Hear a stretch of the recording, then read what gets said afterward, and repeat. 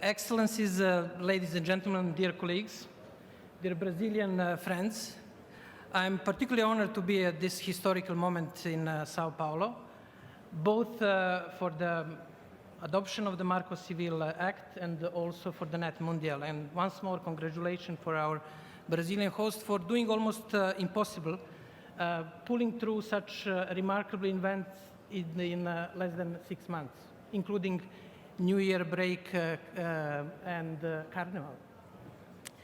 Well, today trust is diminishing in internet governance. The risks for the internet are higher, and hopes for solutions are needed more than ever before. NETmundial comes at a pivotal time, and we need concrete solutions, as it was mentioned in previous speeches, which will reduce the risk for the internet and rebuild trust.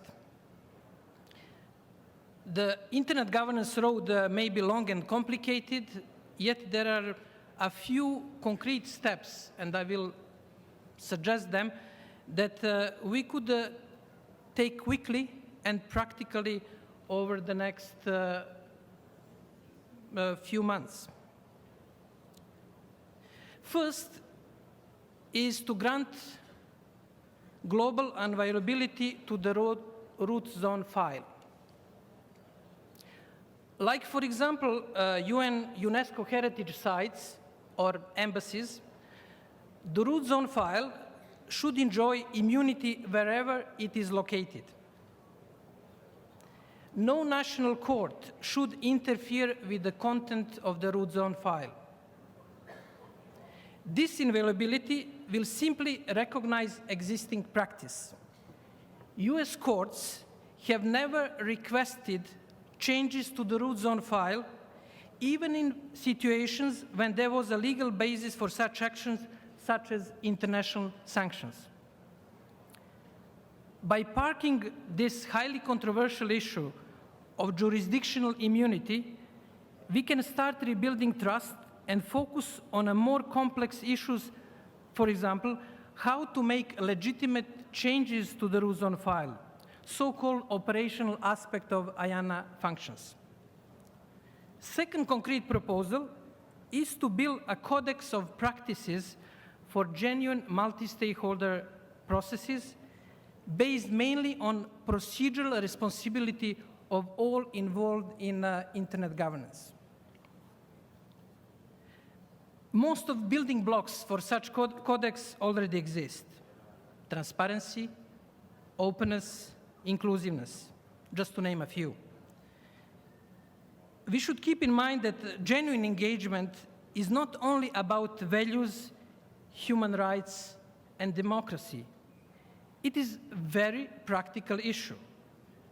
If I can rephrase the old saying, without representation, there is no implementation, and this matters. This matters a lot because the internet shapes a reality of millions worldwide. They have to have a say how the internet is governed. When it comes to policies, implementation, or non-implementation, we are just a click away. Today, with the Marco Civil Act, Brazil has provided us with a very vivid and practical lesson how to create and implement genuine engagement for the benefit of the whole society. And again, not just as a high value of democratic society, but also as a very practical tool to bring all interested around the table. My third proposal is on capacity development. And those who know me, it is very close to my heart. Because the internet governance will remain just a possibility, multi-stakeholder participation will remain just a possibility and not reality if people do not have the ways and means to participate.